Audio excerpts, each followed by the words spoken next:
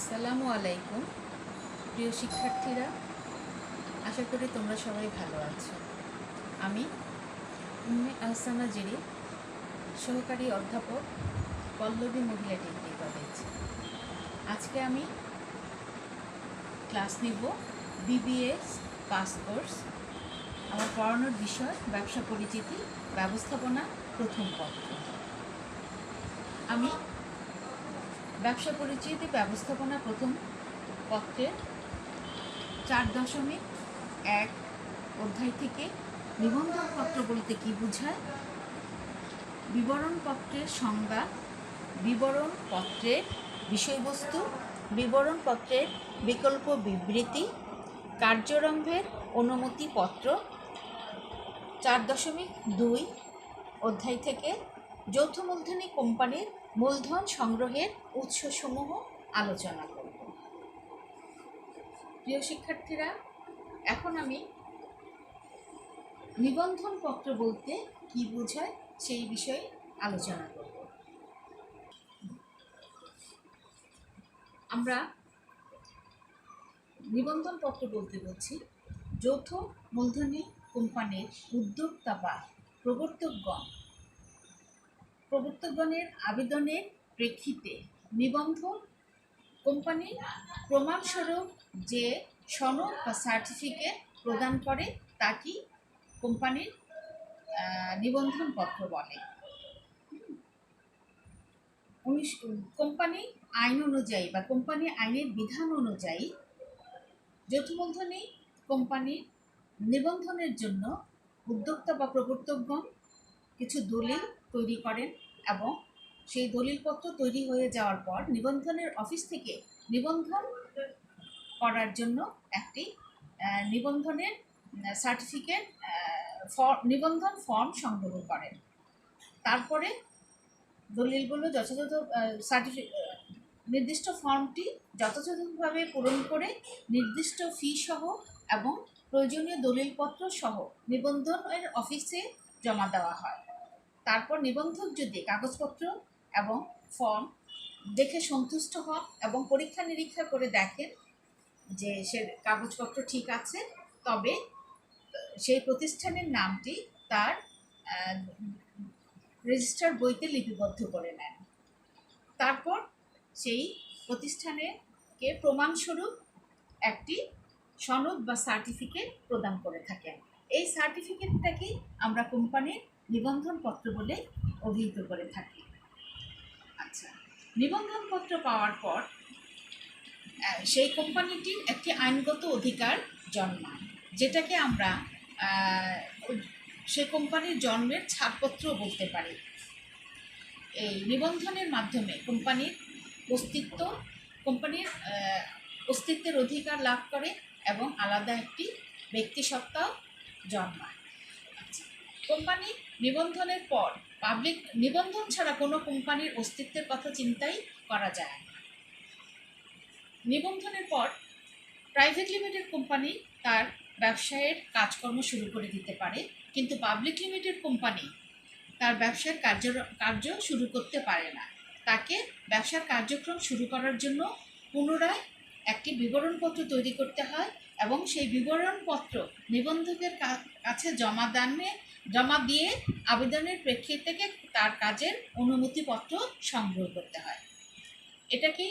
এই যে এটাকে আমরা নিবন্ধন পত্র বলতে পারি। প্রিয় শিক্ষার্থীরা, এই নিবন্ধনের সংজ্ঞার সাথে ছোট্ট একটি নমুনা দেওয়া আছে। এই নমুনাটা তোমরা সাথে সাথে খাতায় লিখে শিখে নেবে, তাহলে তোমাদের একটা স্পষ্ট ধারণা জন্মাবে। এখন আমরা বিবরণপত্রের সংজ্ঞা আলোচনা করব। বিবরণপত্র কোম্পানির একটি গুরুত্বপূর্ণ দলিল। আচ্ছা, যে দলিলে কোম্পানি নিবন্ধন হয়ে গেলে কোম্পানি মূলধন সংগ্রহের কাজ শুরু করে। আচ্ছা, সেই উদ্দেশ্যে পাবলিক লিমিটেড কোম্পানিকে কি করতে হয়? একটা দলিলের মাধ্যমে জনগণকে কোম্পানির শেয়ার ও ঋণপত্র ক্রয় করার জন্য আহ্বান জানাতে হয়। যে দলিলের মাধ্যমে কোম্পানি ঋণপত্র এবং শেয়ার ক্রয় করার আহ্বান জানায়, সেই দলিলটাকেই বলা হয় কোম্পানির বিবরণপত্র। এখন আমরা একটি কয়েকটি সংজ্ঞার মাধ্যমে বিবরণপত্রটা বোঝাতে চেষ্টা করি। বাংলাদেশে বলবৎযোগ্য 1994 সালের কোম্পানি আইনে বিবরণপত্রে কোনো নির্দিষ্ট সংজ্ঞা প্রদান করা হয়নি, কিন্তু উক্ত আইনের 142-এর এক ধারায় বলা হয়েছে যে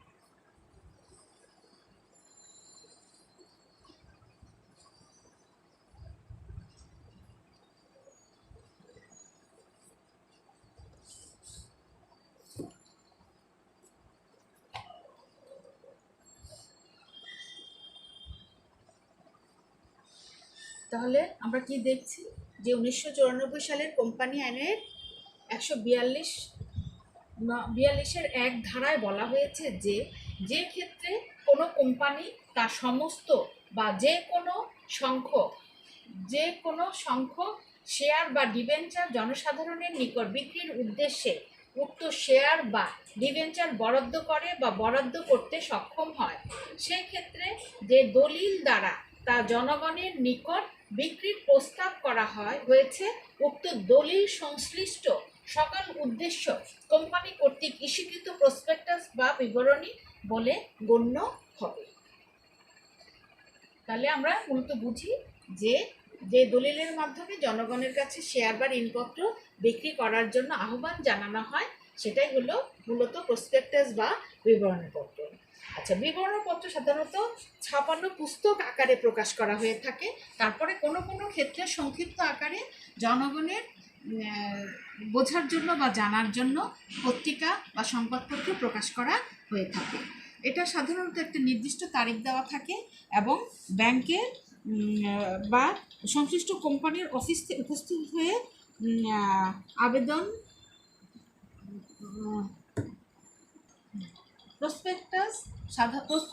প্রসপেক্টাস বা বিবরণী পত্রে একটা নির্দিষ্ট সময় উল্লেখ থাকে। এই সময়ের মধ্যে জনগণকে একটি নির্দিষ্ট স্থান বা ব্যাংকে উপস্থিত হয়ে নির্দিষ্ট আবেদনের প্রেক্ষিতে সেই শেয়ার বা ঋণপত্র সংগ্রহ করতে হয়ে থাকে। এই ঋণপত্র বাজারে বা পত্রিকায় প্রকাশ করার আগেই বিবরণপত্রের 1 কপি নিবন্ধনের অফিসে জমা দিতে হবে। তারপর সেটা কার্যকরী বা কার্যকর বলে গণ্য করা হবে। বিবরণপত্রের বিষয়বস্তু আলোচনা করব। 1994 সালের কোম্পানি আইনের 153 ধারায় এবং তফসিল 3 এ বিবরণপত্রের বিষয়বস্তু উল্লেখ করা হয়েছে। আচ্ছা, বিবরণপত্রের বিষয়বস্তুতে যে যে বিষয়গুলো থাকবে সেগুলো হলো নিম্নরূপ। যেমন নব্য প্রতিষ্ঠিত প্রতিষ্ঠানের বা কোম্পানির নাম, অবস্থান এবং ঠিকানা, কোম্পানির রেজিস্ট্রার অফিসের অবস্থান এবং ঠিকানা, আচ্ছা, কোম্পানির নিবন্ধন লাভের তারিখ, আচ্ছা, কোম্পানির স্মারকলিপিতে স্বাক্ষরদানকারী উদ্যোক্তা বা প্রবর্তকগণের ঠিকানা, পেশা এবং তাদের পূর্ণ বিবরণ উল্লেখ থাকতে হবে। আচ্ছা, প্রবর্তকগণ কর্তৃক ক্রয়কৃত যোগ্যতাসূচক শেয়ারের সংখ্যা এবং প্রতিটি শেয়ারের আংকিক মূল্য উল্লেখ থাকবে। শেয়ারের শ্রেণীবিভাগ এবং শেয়ারের সংখ্যাও থাকবে। আচ্ছা, কোম্পানির শেয়ার হোল্ডারদের স্বার্থের প্রকৃতি ও পরিধি উল্লেখ থাকবে। কোম্পানির শেয়ার হোল্ডারদের কোম্পানির পরিচালক মণ্ডলী এবং ব্যবস্থাপকদের নাম, ঠিকানা, নিয়োগ পদ্ধতি এবং পারিশ্রমিক ইত্যাদি উল্লেখ থাকবে বিবরণপত্রে। ব্যবসায়ে পরিচালকদের স্বার্থ, কোম্পানির ম্যানেজিং এজেন্ট থাকলে তাদের নাম, ঠিকানা, নিয়োগ পদ্ধতি এবং ব্যবসায়িক স্বার্থ। আচ্ছা, কোম্পানির ম্যানেজার থাকলে নাম, ঠিকানা, নিয়োগ, ব্যবসায়ী স্বার্থ এবং পারিশ্রমিক ইত্যাদি উল্লেখ থাকবে। আচ্ছা, কোম্পানির ব্যবস্থাপনা পরিচালক মণ্ডলী, ম্যানেজিং এজেন্ট অথবা ম্যানেজার নিয়োগের পদ্ধতি থাকবে। নিয়োগের ক্ষেত্রে তাদের পারিশ্রমিকের পরিমাণটাও উল্লেখ থাকবে। আচ্ছা, কোম্পানির মোট অনুমোদিত মূলধনের পরিমাণ কত সেটা উল্লেখ থাকবে। মূলধনের শ্রেণীবিভাগ সহ প্রত্যেক প্রকার শেয়ারের সংখ্যা, আচ্ছা, প্রত্যেক প্রকার শেয়ারের আংকিক মূল্য এবং বিক্রয় ও পরিশোধ পদ্ধতি, কোম্পানির ন্যূনতম মূলধনের পরিমাণ এবং কোম্পানির ন্যূনতম মূলধন আদায়ের ক্ষেত্রে কোনো ব্যক্তিকে প্রদেয় কমিশন উল্লেখ থাকতে হবে। কোম্পানির কার্যকরী মূলধনের পরিমাণ এবং হিসাব পরিচালনাকারী ব্যাংকের নাম ও ঠিকানা, শেয়ার ইস্যু ব্যতীত অন্য কোনো উৎস হতে ন্যূনতম অর্থ সংগ্রহ করলে উক্ত উৎসের বিবরণ এবং ওই অর্থের পরিমাণ কত সেটা উল্লেখ থাকতে হবে। শেয়ার শেয়ার ক্রয়ের আবেদনের সময়সীমা, কোম্পানির নিরীক্ষকদের নাম ও ঠিকানা, শেয়ার বন্টনের দায়, গ্রহণকারীর নাম, ঠিকানা এবং স্বার্থ, শেয়ার ক্রয়ের জন্য দরখাস্তের নমুনা, কোম্পানির স্মারকলিপির সংক্ষিপ্ত সার বা সারমর্ম, কোম্পানির পরিমেল নিয়মাবলীর সংক্ষিপ্ত সার, ব্যবসায়ের প্রাথমিক খরচের পরিমাণ এবং সংগ্রহের উৎস, কোম্পানির কোনো আইন উপদেষ্টা থাকলে তার নাম ও ঠিকানা, বিবরণপত্র প্রচারের তারিখ, কোম্পানির প্রত্যেক প্রকার গুরুত্বপূর্ণ চুক্তির তারিখ এবং সাধারণ ধরন, কোম্পানির নিরীক্ষকের প্রতিবেদন, লাভ ক্ষতির হিসাব এবং উদ্ধৃতপত্র প্রদর্শনের সময়, তারপরে হলো সম্ভাব্য স্থান ও পদ্ধতি, কোম্পানির লভ্যাংশ সংক্রান্ত বন্টন সংক্রান্ত নথি এবং পদ্ধতি। আচ্ছা, ব্যবসায়ের কোনো পূর্ব ইতিহাস থাকলে তার বিস্তারিত বর্ণনা, কোম্পানির হিসাব বহিসমূহ পরিদর্শন পদ্ধতি, পূর্ব থেকে কোম্পানির সঞ্চিত অর্থ থাকলে তার বিবরণ বা পরিমাণ, আচ্ছা, কোম্পানির ব্যবসা থাকলে তার বিবরণ, পরিচালকদের প্রত্যেকেরই স্বাক্ষর থাকতে হবে এই বিবরণপত্রে। এগুলো হলো বিবরণপত্রের বিষয়বস্তু। প্রত্যেকটা কোম্পানির জন্য বিবরণপত্র তৈরি করতে হয়। যদি কোনো কোম্পানি বিবরণপত্র তৈরি না করে 1994 সালের তফসিল 3 অনুযায়ী বিকল্প বিবৃতি তৈরি করে, সেক্ষেত্রেও এই কোম্পানির মানে এই বিষয়গুলো সেখানে উল্লেখ করতে হবে এবং প্রত্যেক পরিচালকের স্বাক্ষর অবশ্যই থাকতে হবে। এখন আমরা বিবরণপত্রের বিকল্প বিবৃতি নিয়ে আলোচনা করব। আচ্ছা, পাবলিক লিমিটেড কোম্পানি বিবরণপত্রের পরিবর্তে যে নিবন্ধকের নিকট যে বিবরণপত্রের বিবরণপত্রের মতোই হুবহু একই ধরনের কপি দাখিল করে এবং তাকেই বলা হয় বিকল্প বিবৃতি বা বিবরণপত্রের বিকল্প বিবৃতি বা বিবরণপত্র। বাস্তবিক পক্ষে পাবলিক লিমিটেড কোম্পানি জনগণের কাছে শেয়ার বা ঋণপত্র বিক্রয় করার জন্য মূলত বিবরণপত্র প্রচার করে থাকে, কিন্তু অনেক সময় এমনটিও লক্ষ্য করা যায় যে প্রবর্তকগণ কোম্পানির শেয়ার আত্মীয় স্বজন, বন্ধুবান্ধব বা পরিচিত জনের কাছেই বিক্রি করে ফেলছে, জনগণের কাছে বিক্রি করার প্রয়োজন হচ্ছে না। সেই ক্ষেত্রে কোম্পানির বিবরণপত্র তৈরি করাটা নিরর্থক, এর কোনো কাজে আসে না। এক্ষেত্রে কোম্পানির বিবরণপত্রের পরিবর্তে 1994 সালের আইনের তফসিল 3 এ বর্ণিত নমুনা অনুযায়ী একটি বিকল্প বিবরণপত্র জনগণের কাছে প্রচার করতে হবে এবং এর এক কপি নিবন্ধকের কাছে দাখিল করতে হবে। এছাড়াও অনেক সময় দেখা যায় বিদ্যমান পুরাতন যে কোম্পানিগুলো আছে তাদের প্রয়োজনীয় অতিরিক্ত শেয়ার বাজারে বিক্রয় করে কোম্পানির সংশ্লিষ্ট পরিচিত ব্যক্তিদের মধ্যে। এক্ষেত্রেও নিবন্ধকের কাছে কি করতে হয়, নিবন্ধকের নিকট দাখিলের জন্য উদ্যোক্তাগণ একটি বিবরণপত্রের বিকল্প বিবৃতি তৈরি করেন এবং প্রচার করে থাকেন। আচ্ছা, তবে এটিতে কোম্পানির যাবতীয় বিষয় উল্লেখ থাকে এবং কোম্পানি পরিচালক কর্তৃক সেটা স্বাক্ষরিত হতে হবে। এটাই হলো মোটামুটি বিবরণপত্রের বিকল্প বিবৃতি বা বিকল্প বিবরণপত্র। আচ্ছা, এখন আমরা বলবো যৌথ মূলধনী কোম্পানির কার্যারম্ভের অনুমতিপত্র। 1994 সালের কোম্পানি আইন অনুযায়ী নিবন্ধনপত্র লাভের পরে প্রাইভেট লিমিটেড কোম্পানি কাজ শুরু করতে পারে, কিন্তু নিবন্ধন করার পরেও পাবলিক লিমিটেড কোম্পানি তার কাজ আরম্ভ করতে পারে না। তাকে কাজকর্ম করার জন্য কি করতে হয়, যে কার্য আরম্ভ করার জন্য একটি একটি বিবরণপত্র তৈরি করতে হয়। বিবরণপত্রের মাধ্যমে কি করা হয়, জনগণের কাছে শেয়ার বা ঋণপত্র ক্রয়ের জন্য আহ্বান জানানো হয়। আচ্ছা, বিবরণপত্র তৈরি করার ক্ষেত্রে পাবলিক লিমিটেড কোম্পানিকে নিম্নলিখিত পদক্ষেপ কার্যারম্ভের জন্য বিবরণপত্র তৈরি করার পর পাবলিক লিমিটেড কোম্পানিকে নিম্ন পদক্ষেপগুলো গ্রহণ করতে হয়। আচ্ছা, একটি বিবরণপত্র প্রচার করতে হবে এবং যেসব কোম্পানির প্রবর্তকগণ নিজেদের মধ্য হতে প্রয়োজনীয় মূলধন সংগ্রহ করবে তাদের বিবরণপত্র প্রয়োজন হয় না। এক্ষেত্রে বিবরণপত্রে বিকল্প বিবরণপত্র তৈরি করতে হবে। আচ্ছা, কার্যারম্ভের অনুমতি লাভের জন্য নিম্নলিখিত দলিলপত্র সংযুক্ত করতে হবে। বিবরণপত্র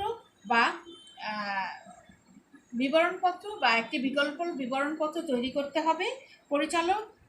পরিচালকগণ কোম্পানির শর্ত অনুযায়ী নির্দিষ্ট সংখ্যক শেয়ার ক্রয় করেছে এবং মূল্য পরিশোধ করেছে এই মর্মে একটি ঘোষণাপত্র দিতে হবে। ন্যূনতম চাঁদা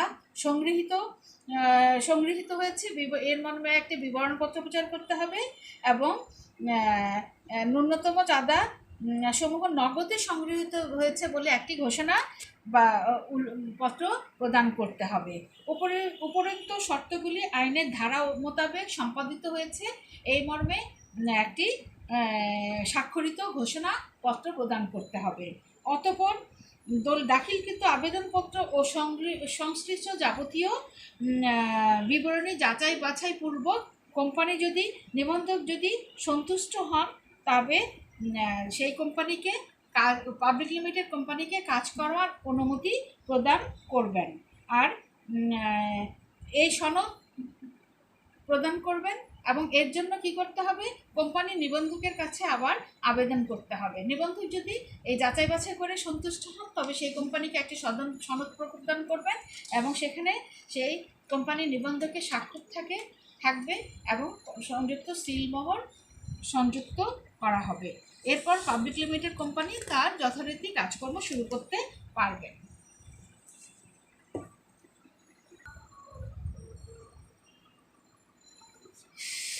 যৌথ মূলধনী, এখন আমরা যৌথ মূলধনী কোম্পানির মূলধন সংগ্রহ এবং যৌথ কোম্পানির মূলধন এবং মূলধন সংগ্রহের উৎসসমূহ আলোচনা করব। আচ্ছা, যে কোনো ব্যবসা প্রতিষ্ঠান গঠন ও পরিচালনা করার ক্ষেত্রে সবচেয়ে যে বেশি প্রয়োজন হয় মূলধনের। মূলধন ছাড়া কোনো কোম্পানি তার ব্যবসা কার্যক্রম পরিচালনা করতে পারে না। যৌথ মূলধনী কোম্পানি হলো একটি বৃহৎ আকারের একটি কোম্পানি, সেজন্য এই কোম্পানি কার্যক্রম পরিচালনা করতে বেশি মূলধনের প্রয়োজন হয়ে থাকে এবং যৌথ মূলধনী কোম্পানির কার্যক্রম পরিচালনার জন্য এই যে মূলধন প্রয়োজন হয় সেটা মূলত শেয়ার বিক্রির মাধ্যমে সিংহভাগ সংগ্রহ করা হয়ে থাকে, বাকি অংশ বিভিন্ন উৎস থেকে সংগ্রহ করা হয়ে থাকে। আচ্ছা, বেশি অর্থের অভাব হলে যেমন কোম্পানি সুষ্ঠুভাবে কার্যক্রম পরিচালনা করতে পারে না, আবার অতিরিক্ত অর্থ হলেও সেটা কোম্পানির জন্য একটা হুমকি কারণ হয়ে দাঁড়ায়। আচ্ছা, এখন আমরা যৌথ মূলধনী কোম্পানির মূলধন সংগ্রহের উৎসসমূহ আলোচনা করব। আচ্ছা, মূলধন সংগ্রহ করাটা হলো যৌথ মূলধনের একটি গুরুত্বপূর্ণ কাজ। তাহলে যৌথ মূলধনী কোম্পানি বিভিন্ন উৎস থেকে মূলধন সংগ্রহ করে তার ব্যবসা বাণিজ্য পরিচালনা করে থাকে। যে সমস্ত উৎস থেকে কোম্পানি অর্থ বা মূলধন সংগ্রহ করে থাকে সেগুলো হলো নিম্নরূপ। প্রথমটা হলো শেয়ার এবং দ্বিতীয়টা হলো মূলধন সংগ্রহের দ্বিতীয় উৎসটা হলো ঋণ। এখন শেয়ারের ক্ষেত্রে কোম্পানি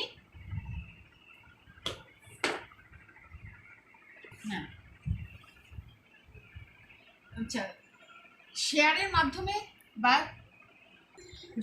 প্রথমত যৌথ মূলধনী কোম্পানি শেয়ার বিক্রয়ের মাধ্যমে মূলধন সংগ্রহ করে থাকে। প্রথমটা হলো কি, শেয়ার বিক্রয়।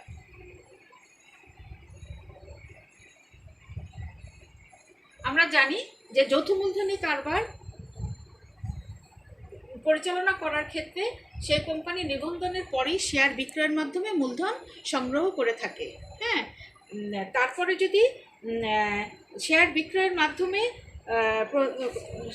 যে মূলধন সংগ্রহ করা হয়ে থাকে সেটা কোম্পানি স্থায়ী মূলধন হিসেবে বিবেচিত হয়ে থাকে। এর মাধ্যমে কোম্পানি সে বিভিন্ন ধরনের দালান কোঠা, যন্ত্রপাতি ইত্যাদি ক্রয় করে কোম্পানি পরিচালনা করে থাকেন। এছাড়া কি করে থাকে, আচ্ছা, কোম্পানির বাজারে বাজারে শেয়ার ছাড়াও পূর্বে কোন ধরনের শেয়ার কোম্পানির জন্য বিশেষ সুবিধা হবে সেটা আগে থেকেই কোম্পানির সিদ্ধান্ত গ্রহণ করে থাকে, যাতে কোনো ধরনের অসুবিধা বা সমস্যায় পড়তে না হয়। আচ্ছা, এ ব্যাপারে প্রত্যেক কোম্পানি বিভিন্ন নীতি নির্ধারণ করে থাকে। আচ্ছা, পাবলিক লিমিটেড কোম্পানি বা সাধারণ সসীম দায় সম্পন্ন কোম্পানি জনগণের নিকট শেয়ার বিক্রি করে মূলধন সংগ্রহ করে থাকে, আর প্রাইভেট লিমিটেড কোম্পানি তার সদস্যদের কাছে বা পরিচালকদের কাছে শেয়ার বিক্রয়ের মাধ্যমে মূলধন সংগ্রহ করে থাকে। পাবলিক লিমিটেড কোম্পানি জনগণের কাছে যতটুকু সম্ভব অনুমোদিত মূলধনের সবটুকুই অথবা অংশবিশেষ বিক্রয় করতে পারে, কিন্তু প্রাইভেট লিমিটেড কোম্পানির সদস্য বা পরিচালকদের বাইরে কোনো ধরনের শেয়ার বিক্রয় করতে পারে না। আচ্ছা, তারপরেটা আসছে মুনাফার সঞ্চিতি।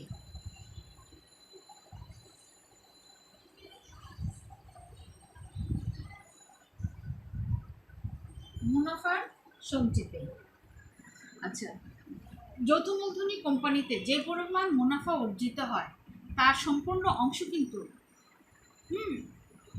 সম্পূর্ণ অংশ জনগণের কাছে লভ্যাংশ হিসেবে বন্টন করা হয় না। কিছু অংশ সঞ্চিতি হিসেবে রেখে দেওয়া হয়, যাতে ভবিষ্যতে সেটা কোম্পানির গঠনে বা পরিচালনায় কাজে লাগানো যায়। আচ্ছা, কাজে লাগানো যায়।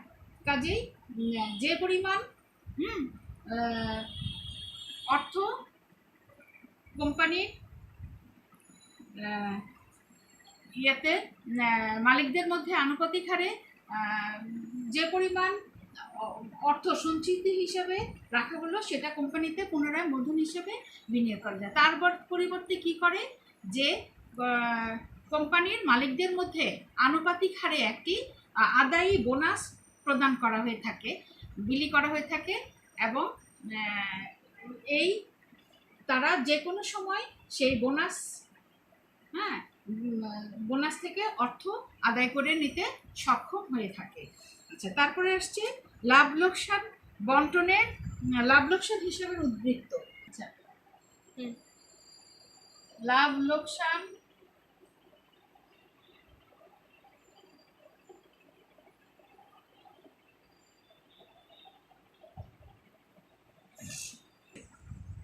অনেক সময় কোম্পানি কি করে, কোম্পানির লভ্যাংশ বন্টন করে এবং মুনাফার সঞ্চিতি অংশ রাখার পরেও হিসাব করে দেখা যায় যে সেখানে কিছু উদ্ধৃত অংশ রয়ে গেছে। সেই উদ্ধৃত অংশটা তারা কোম্পানির ক্ষেত্রে গঠনের ক্ষেত্রে বা পরিচালনার ক্ষেত্রে ব্যবহার করে থাকে। আচ্ছা, এখন আমরা যে ঋণপত্রের মাধ্যমে যে অর্থ সংগ্রহ করে সেটা নিয়ে আলোচনা করব। তাহলে প্রথমে আছে কি, আচ্ছা, বিভিন্ন কোম্পানি ঋণপত্র বিক্রয়ের মাধ্যমে অর্থ সংগ্রহ করতে পারে। তাহলে প্রথমটা হলো কি, ঋণপত্র বিক্রয়।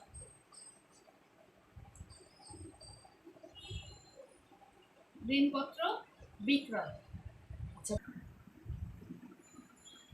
কোম্পানি সাধারণত শেয়ার বিক্রয়ের মাধ্যমেই অর্থ সংগ্রহ করতে চেষ্টা করে এবং সিংহভাগ সংগ্রহ করে থাকে।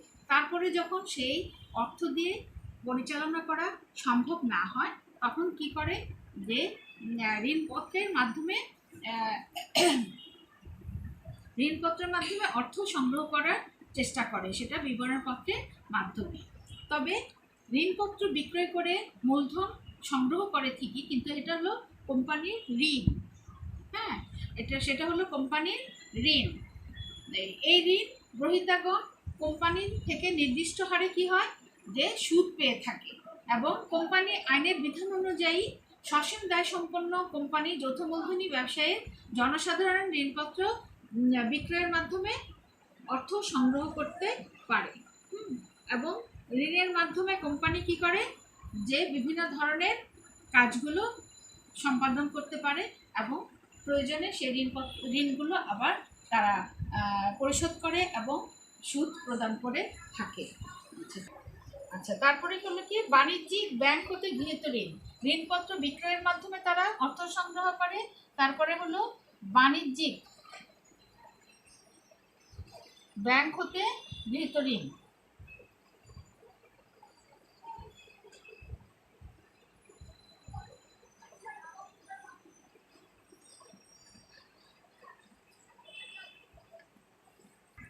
আচ্ছা, যৌথ মূলধনী কোম্পানি সমূহ যখন অর্থ সংকটে পড়ে তখন বাণিজ্যিক ব্যাংক হতে স্বল্পমেয়াদী ঋণ সংগ্রহ করে চলতি অর্থের প্রয়োজন মেটাতে সক্ষম হয়। এ ধরনের পুঁজি অধিকাংশই জমাতিরিক্ত ঋণ হিসাবে গ্রহণ করা হয়ে থাকে এবং উক্ত ঋণের উপর কোনো নির্দিষ্ট হারে সুদ প্রদান করতে হয়ে থাকে। আচ্ছা, নির্দিষ্ট হারে সুদ প্রদান করা হয়ে থাকে। অর্থ সংস্থান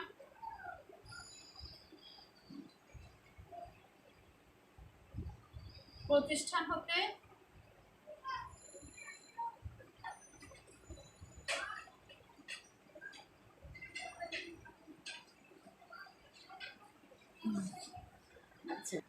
যৌথ মূলধনী কোম্পানি বিভিন্ন অর্থ সংস্থানকারী প্রতিষ্ঠান হতে ঋণ গ্রহণ করে এবং স্থায়ী মূলধনের ঘাটতি পূরণ করতে পারে। বিশ্বের প্রায় প্রতিটি দেশে রাষ্ট্রীয় উদ্যোগে প্রতিষ্ঠিত বিভিন্ন অর্থ সংস্থানকারী প্রতিষ্ঠান দেশের বৃহদায়তন ব্যবসার ক্ষেত্রে প্রতিষ্ঠানকে দীর্ঘমেয়াদী ঋণ গ্রহণের সুযোগ করে থাকে। আমাদের দেশেও এই ধরনের অর্থ সংস্থানকারী প্রতিষ্ঠান রয়েছে। বাংলাদেশ শিল্প ব্যাংক, বাংলাদেশ শিল্প ঋণ সংস্থা এবং পুঁজি বিনিয়োগ সংস্থা হলো এই অর্থ সংস্থানকারী প্রতিষ্ঠান। আচ্ছা, তারপরে আসছে আন্তর্জাতিক অর্থ সংস্থানকারী প্রতিষ্ঠান। আন্তর্জাতিক অর্থ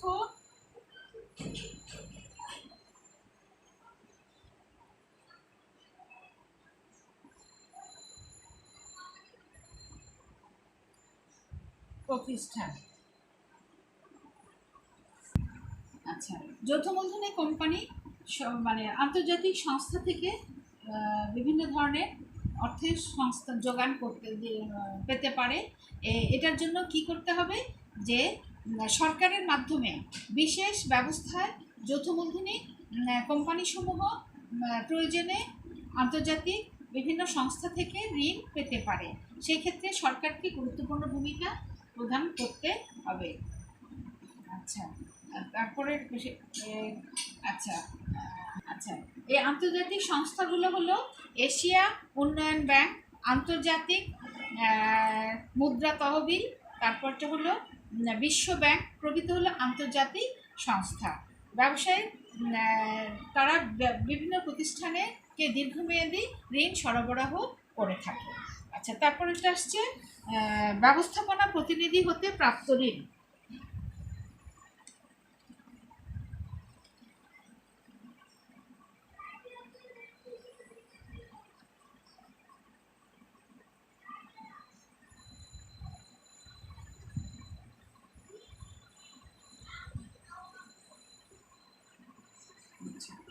যৌথ মূলধনী কোম্পানি